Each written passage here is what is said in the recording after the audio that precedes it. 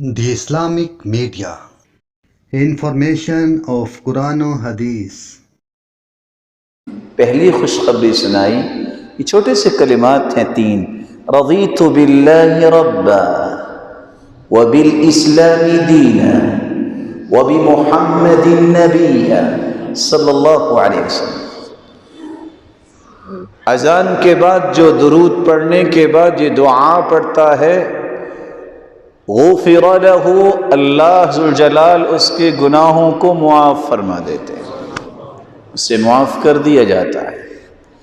اس سے بڑا انعام کیا ہو سکتا ہے؟ دوسرا انعام، من خاف من امیرہ ظلم، جو کسی بھی بادشاہ کے ظلم سے خوف کھاتا ہے کہ ظالم بادشاہ مجھ پہ ظلم نہ ڈھائے، اور یہ کہہ دیتا ہے رضیت باللہ ربا وبالاسلام دینا وبمحمد النبی صلی اللہ علیہ وسلم، نجاہ اللہ من، رسول اللہ صلی اللہ علیہ وسلم کا فرمان ہے اللہ اس کے ظلم سے اسے محفوظ فرما دیں گے۔ رسول اللہ صلی اللہ علیہ وسلم نے فرمایا، من قال حین یصبح وحین یمسی ثلاثا رضیت باللہ ربا وبالاسلام دینا وبمحمد النبی، صبح شام یہ کلمات کہنے والا اس قدر عظیم انسان بن جاتا ہے، اللہ کے پیارے پیغمبر قیامت کے دن اس کے سفارشی بن جائیں گے۔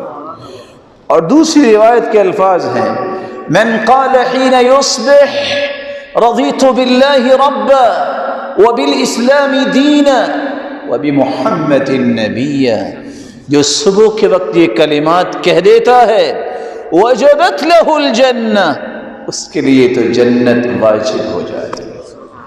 اور چوتھی روایت کے الفاظ اس قدر قیمتی ہیں، انا الزعیم لآخذن بیدی حتی ادخلہ الجنہ، جو یہ کلمات کہتا ہے میرے صحابی گواہ رہنا، اللہ کے رسول فرماتے ہیں میں ضامن ہوں، میں اپنے ہاتھ سے اس کا ہاتھ پکڑ کے اسے جنت میں داخل کروں۔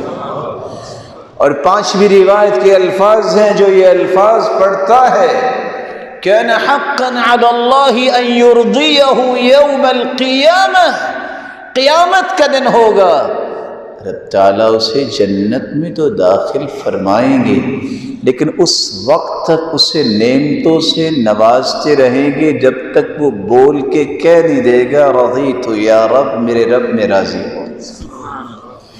اللہ مجھ سے اور آپ سے راضی ہو جائے۔